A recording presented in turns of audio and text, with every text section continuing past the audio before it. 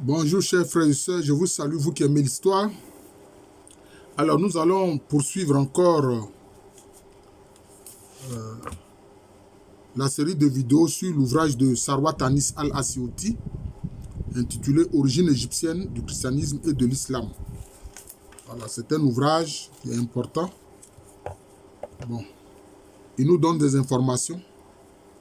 C'est à nous de réfléchir et de voir ce qu'il y a de vrai dans ces informations ou ce qui n'est pas vrai par rapport à nos propres réflexions. C'est ça la critique. Alors, il écrit ici, l'occasion fut fournie par la promulgation du code deutéronomique, c'est-à-dire qui vient du Deutéronome, voilà, qui est un des livres au sein des 5 ouvrages qu'on attribue à Moïse. On attribue ça à Moïse. Moi, je ne suis pas sûr que c'est Moïse qui a écrit tous ces 5 ouvrages-là. Voilà, peut-être qu'il a écrit quelques pages, mais pas les 5. Ça, c'est pas sûr. Attribué à Josias. Voilà. On dit que la promulgation, là, il parle de la promulgation du code du Deutéronome. Attribué à Josias. Et dont la rédaction finale eut lieu plus tard, durant l'exil. Justement, le procédé de promulgation de ce code rappelle les procédés typiquement égyptiens en pareille occurrence et en pareille circonstance. Le livre des morts des anciens égyptiens du 2e millénaire avant Jésus-Christ précise qu'il fut trouvé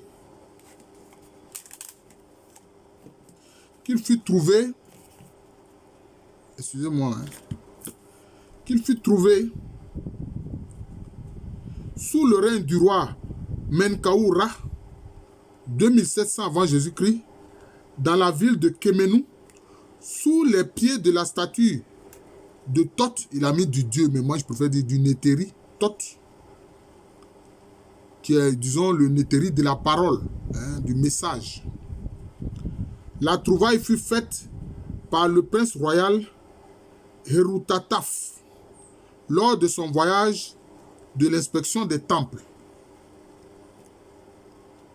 Un certain Neket, qui l'accompagnait, réussit à en élucider le sens caché. Ensuite, le prince s'étant rendu compte du grand mystère contenu dans l'inscription qu'aucun œil humain n'avait jamais contemplé auparavant, la fit voir au roi. Les mêmes 6 pas se rencontrent dans la découverte du Deutéronome 1, c'est-à-dire premier chapitre. Il est trouvé sous le règne du roi Josias, c'est-à-dire que là il renvoie ça à ce que on le voit avec le roi Menkaoura d'Égypte. Dans le temple de Yahvé, là ici, parle du temple de Thoth ou Djouti, par le grand prêtre Hilkiyahu, qui met en référence avec le prince royal Herutataf d'Égypte, lors d'un retour d'inspection, voyage d'inspection, le livre de la loi est lu par Shaphan, référence à Neket, qui élucide le sens caché du livre des morts. Shaphan remet le livre de la loi au roi, comme on le voit dans le cas de l'Égypte. Herutataf remet le livre des morts au roi. Voilà. Donc il fait un parallèle entre ce qui concerne l'Égypte antique et puis ce qu'on va voir à l'époque du roi Josias des Hébreux. Voilà. Donc c'était le roi de Juda. Voilà. Les 6 pas dans le même ordre ne peuvent être le fruit d'une simple coïncidence fortuite. La technique égyptienne dans la promulgation de la loi deutéronomique est sans conteste évidente.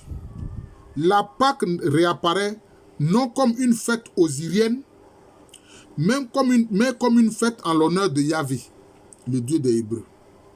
C'est la loi de l'acclimatation des idées et des croyances Aussi, la Pâque était liée au rite de l'expiation, en sus du bétail offert à Yahvé.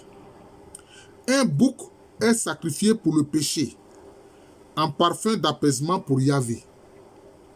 Plus tard encore, les prêtres de l'exil, pour les motifs politiques submentionnés, changèrent cette interprétation de la Pâque. Ils la délièrent. Bon, je ne sais pas pourquoi il dit ça, peut-être il la dédiait. C'est ce qu'il du rite, il la déliait, pardon, non, du rite de l'expiation et la rattachait à l'exode de l'Égypte. Vous comprenez?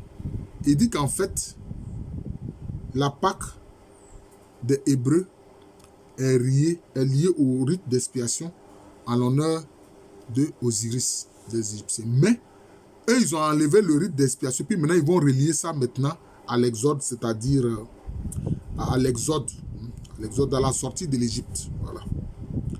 Par là, ils dépouillaient la Pâque osirienne de sa quintessence, celle d'être la commémoration de la passion d'Osiris, sa mise à mort par les forces du mal et sa résurrection d'entre les morts pour sauver le genre humain. Voilà.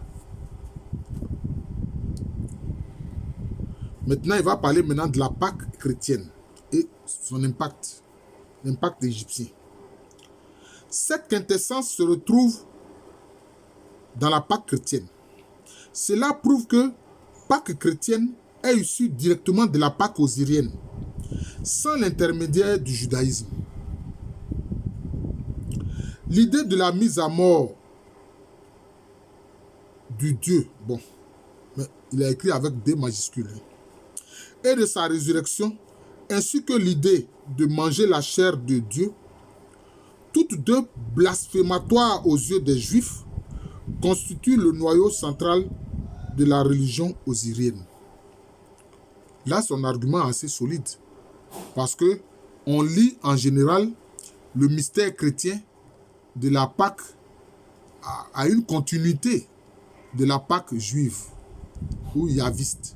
Mais on voit ici que dans le culte d'Osiris, on mange sa chair, hein, et puis il est dit qu'il est mis à mort et il sauve l'humanité. Alors que manger la chair, hein, manger la chair de Dieu ou d'un homme, pour les Juifs, c'est un scandale, ça ne se fait pas. Voilà, ça ne se fait pas. Une similitude se manifeste entre la Pâque juive et la Pâque osirienne, telle qu'elle se pratiquait en Égypte au temps de Moïse, avec ses deux côtés, le sacrifice de l'animal et le pain sans levain durant les 7 jours de l'exposition du corps d'Osiris. Une similitude se révèle aussi entre Pâque chrétienne et la Pâque osirienne, telle qu'elle a évolué à la période gréco-romaine. Le sacrifice avait disparu car les sages de l'Égypte réprouvaient dès le 22e siècle avant Jésus-Christ l'usage des sacrifices et démontraient leur inefficacité.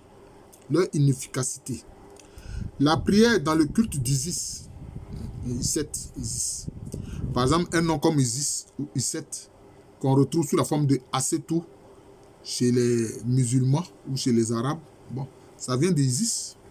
Ouais, ça vient d'Isis. Avait pris la place du sacrifice. Mais il restait de la Pâque osirienne sa quintessence, la mort et la résurrection d'Osiris, ainsi que la communion, la consommation de la chair d'Osiris qui procure la vie éternelle, et cette quintessence se raconte dans le christianisme. Ça, ce n'est pas faux, c'est vrai. Je veux dire la même idée. Voilà. Osiris est un héros national de la période préhistorique, déifié après sa mort. Le souvenir de son passé terrestre s'est estompé avec le temps. Seul est resté le récit de sa divine nature, laquelle, quoique divine, est sujette aux péripéties des humains. L'homme divin, Osiris, devient en quelque sorte un dieu humain. Jésus, selon la croyance catholique, est homme-dieu, vrai homme et vrai Dieu. Effectivement. Jésus vécut dans la période historique. Aussi, le registre de sa vie terrestre, contrairement à Osiris, est bien connu. Avec Osiris, nous vivons la passion d'un héros légendaire de la période préhistorique. Avec Jésus, nous témoignons la passion d'un véritable personnage historique de la période romaine. Cela dit, il reste que le mystère de la passion de Jésus, mort et ressuscité d'entre les morts pour la rédemption des hommes, se ramène en fin de compte au mystère de la passion d'Osiris, mort et ressuscité d'entre les morts pour la rédemption des hommes. Bon, il fait le parallèle des deux. Le calendrier des fêtes en Égypte variait constamment avec les époques et les endroits, étant donné le caractère local de beaucoup de fêtes. Cependant, dans certaines parties de l'Égypte du temps de Jésus, la Pâque osirienne était célébrée au printemps, au mois Farmurti, c'est-à-dire en avril. Ce calendrier printanier sera retenu par l'Église chrétienne. Nous avons déjà exposé le récit de la passion de Jésus et de sa résurrection, et sa concordance avec l'idée principale et dans plusieurs détails avec le récit de la passion d'Osiris. Il incombe maintenant d'expliquer le repas pascal chrétien, soit la dernière scène et l'institution de l'Eucharistie. Vu les contradictions irréductibles entre les textes sur les données concernant les faits, le seul moyen d'établir la vérité, c'est d'avoir recours à l'essence même de l'Eucharistie. On va l'écouter. Il met contradiction des sources. Les sources qui nous sont parvenues concernant la dernière scène et l'institution de l'Eucharistie proviennent dans leur rédaction finale de milieux différents. La tradition de base qui a servi à la rédaction de tous les textes semble remonter à une communauté non judéo-chrétienne, comme le prouve le mode d'expression « Jésus est » ou bien appelé par son nom, ou bien par son titre osirien, le Seigneur, mais jamais par son titre judéo-messianique de Christ. En quelques lignes, le passage de l'Épître aux Corinthiens répète 5 fois le titre de Seigneur et jamais celui de Christ. Bien que Paul emploie avec profusion le titre de Christ, sans doute ses épîtres, y compris le passage qui précède directement celui de la scène. Bon, mais écoutez, je pense qu'à ce niveau, peut-être les chrétiens utilisaient indifféremment ces deux titres, Seigneur comme Christ. Voilà, donc c'est ça. Parce qu'on le voit. Qu'est-ce que Jean dit? Il dit, celui qui reconnaît que Jésus est le Christ, celui-là est dans la vérité. Que celui qui ne reconnaît pas que Jésus est le Christ, là, il est de l'antichrist. Voilà, je pense que les deux étaient utilisés par les chrétiens. Les contradictions sont nombreuses et démontrent les remaniements incessants dans le texte original. La date de la dernière scène est disputée. D'après une tradition recueillie par les pères de l'Église, Jésus meurt le jour de la grande fête, soit le 15 Nissan. D'après une deuxième tradition rapportée par l'Évangile selon Jean, le jour où Jésus meurt, les Juifs se préparent à manger la Pâque, soit le 14 Nissan. Nissan, c'est un mois, c'est un mois des Hébreux, qui était un vendredi. Les Juifs se préparent à manger la Pâque, soit le 14 Nissan. Voilà. Juste le jour suivant tombait un samedi. Jésus meurt donc le vendredi 14 avant de célébrer la Pâque juive. D'après une troisième tradition, celle des synoptiques, c'est-à-dire les 3 évangiles qui se ressemblent, l'évangile de Luc, de Marc et de Matthieu. Voilà. Jésus célèbre la Pâque la veille de sa mort, soit le jeudi 13 Nissan. Il y a là, entre chaque tradition et l'autre, le décalage d'un jour. Bon.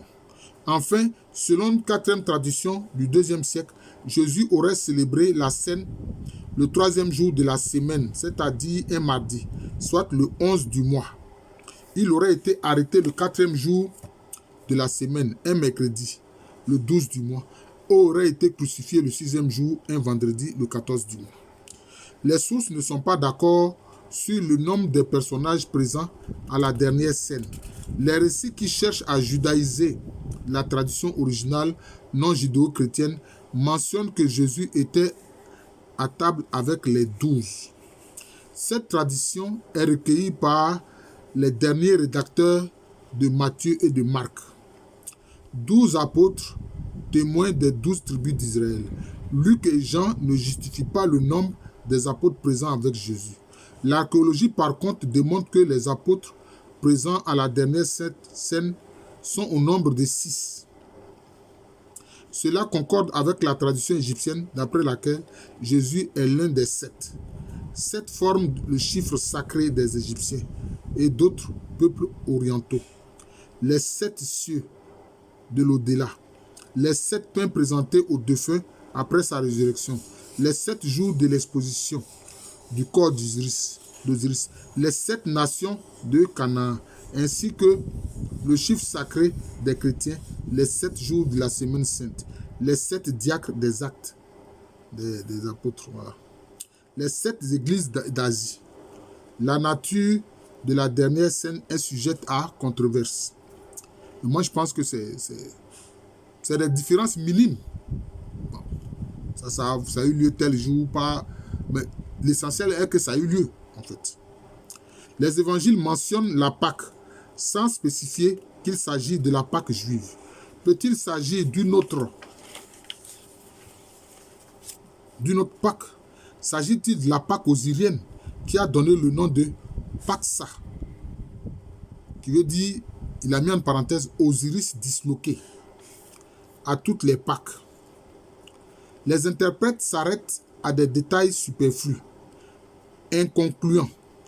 Ils disputent par exemple si Jésus a célébré avec les apôtres la dernière scène en s'étendant par terre sur des coussins où il s'est assis à table.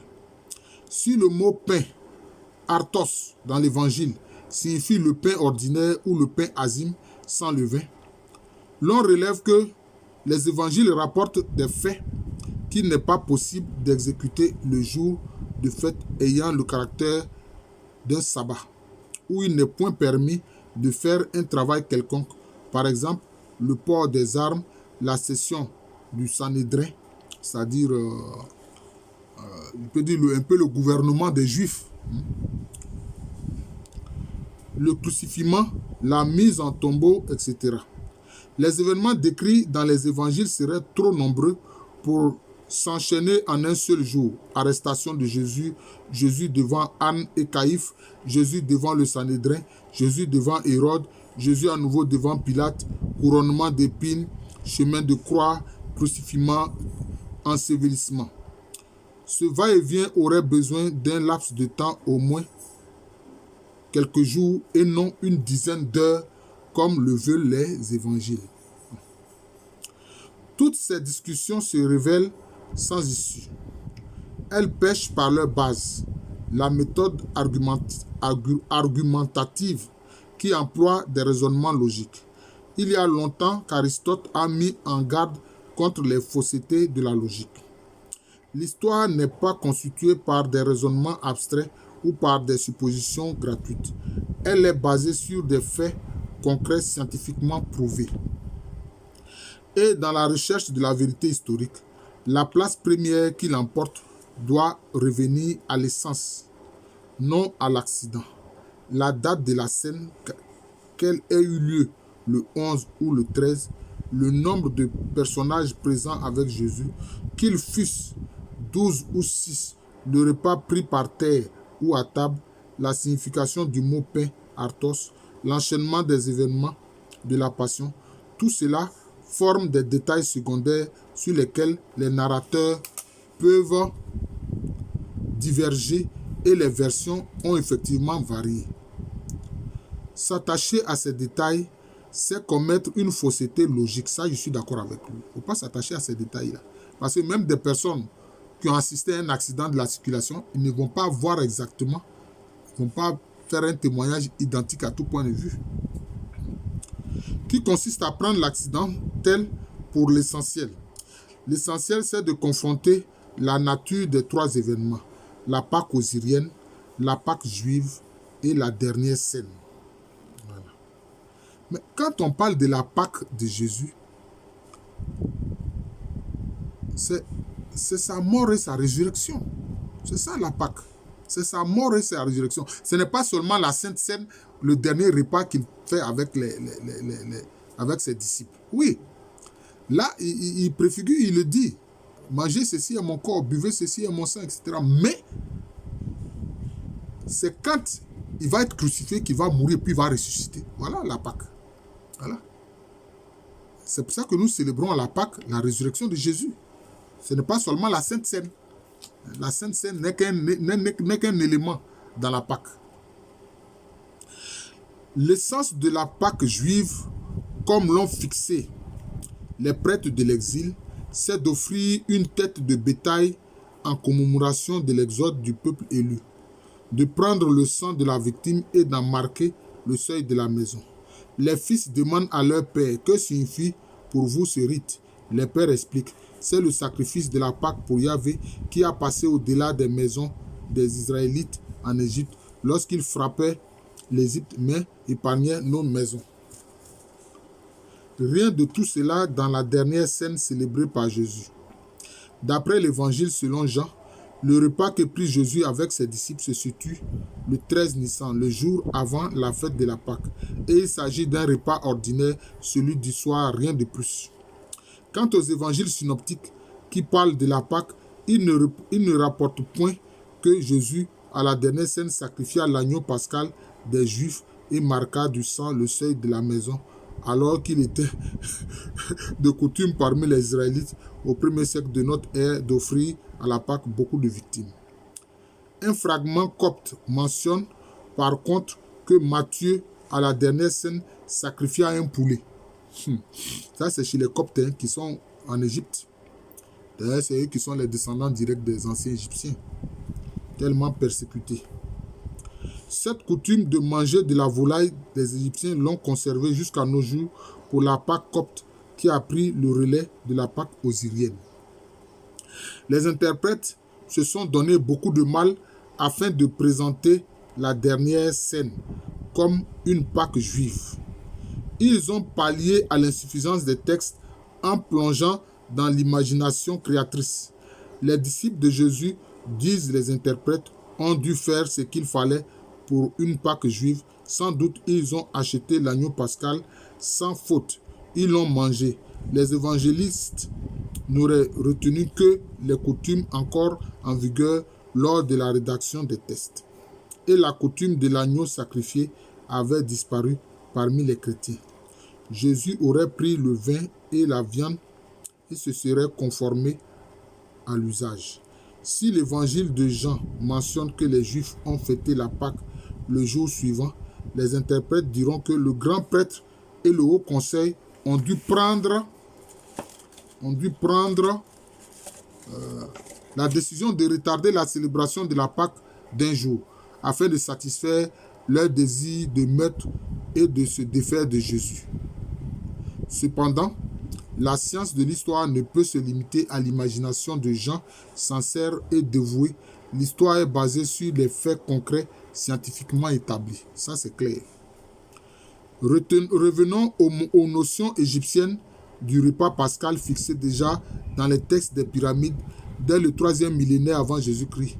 Dans la notion égyptienne du Ka, c'est-à-dire de l'esprit puissance divine incarnée dans l'homme, le Ka est transmissible de Dieu à l'homme et du Père au Fils. Par ailleurs, l'Égyptien croit que par la communion, il mange la chair d'Osiris et vit par lui. Ces mêmes notions se retrouvent dans le christianisme. Jésus, dans l'évangile selon Jean, dit: de même que le Père qui est vivant m'a envoyé, que je vis par le Père, de même celui qui me mange, lui aussi vivra par moi. Ainsi, tout comme dans les textes égyptiens, l'Eucharistie chrétienne communique aux fidèles la vie que le Fils tient du Père. De même, chez les Égyptiens, Osiris est l'âme des pains, Bataou. Et le mort goûte au pain consacré pour revenir à la vie. On présente un mort après la pesée de l'âme et on lui apporte à chaque offrande le pain et la boisson de communion appelée l'œil de Horus, c'est-à-dire l'essence divine pour lui assurer la vie éternelle. Ces mêmes notions sont rapportées par l'évangile selon Jean. Jésus dit, « Je suis le pain de vie. Qui mange ma chair et boit mon sang a la vie éternelle, et je le ressusciterai au dernier jour. Car ma chair est vraiment une nourriture et mon sang vraiment une boisson. Qui mange ma chair et boit mon sang demeure en moi et moi en lui. » Bref, la communion assure à l'homme la résurrection et la vie éternelle, tant chez les Égyptiens que chez les chrétiens. L'évangile selon Jean insiste sur le fait que la notion communion est opposée à la notion judaïque de manne. Vos pères dans le désert ont mangé la manne et sont morts. Voici le pain descendu du ciel. Il n'est pas comme celui qu'ont mangé les pères et ils sont morts. Qui mange ce pain vivra à jamais. Les disciples juifs auxquels s'adressaient ces paroles se virent touchés au vif. Yahvé, au temps de Moïse, leur a procuré la manne. Mais cette alliance avec Yahvé ne sauve pas de la mort. Voilà. Donc, je vais m'arrêter là pour ne pas que ce soit trop long. Alors, vous avez vu les développements de Sarwar Tanis al-Asyouti. Eh bien, il faut passer ça au crible de la critique, simplement. Voilà. Il a dit qu'il recherche la vérité historique. Ça, pour l'historien, c'est imparable. Il faut rechercher la vérité historique. Mais on a vu la question du temps, du moment, etc. Bon, ça, c'est les faits essentiels qui comptent. Voilà, c'est les faits essentiels qui comptent. Mais est-ce que on peut dire que les apôtres de Jésus, là, qui beaucoup d'entre eux n'étaient pas des gens très instruits, ils connaissaient toutes ces choses qui viennent de l'Égypte antique? C'est la question que je pose. Est-ce qu'ils connaissaient tous ces rites de l'Égypte antique qui datent de 3 millénaires avant Jésus-Christ? Comment ils ont connu tout ça? Ce sont des Juifs, et souvent même des Juifs qui étaient de la Galilée, le carrefour des nations. Au sein des 12 apôtres, seul Judas Iscariote était de la Judée. Comment ils auraient pu avoir connaissance de tous ces rites de l'Égypte ancienne et de leur signification? C'est pour ça que moi, souvent, je dis que de la révélation, il y a des préfigurations. Le cas d'Osiris est une préfiguration. Mais l'accomplissement, c'est avec Jésus-Christ. Je ne veux pas faire du prosélytisme. Voilà, je viens de présenter un pan de l'ouvrage de Sarwar Tanis al-Asyouti qui est intitulé « Origine égyptienne du christianisme et de l'islam ». On va poursuivre la série de vidéos sur cet ouvrage-là jusqu'à ce qu'il finisse. Voilà. Je vous remercie. Il y a un certain Jean Bourdil qui, lui, ne comprenait rien à ce que je faisais. Voilà. Ouais. Mais je pense qu'il a compris maintenant. Je vous remercie. Je suis le professeur Alou Kwame René, professeur titulaire d'histoire à l'université Félix Faure, une université qui est à Abidjan, à Cocody. C'est en Côte d'Ivoire, un pays situé en Afrique de l'Ouest.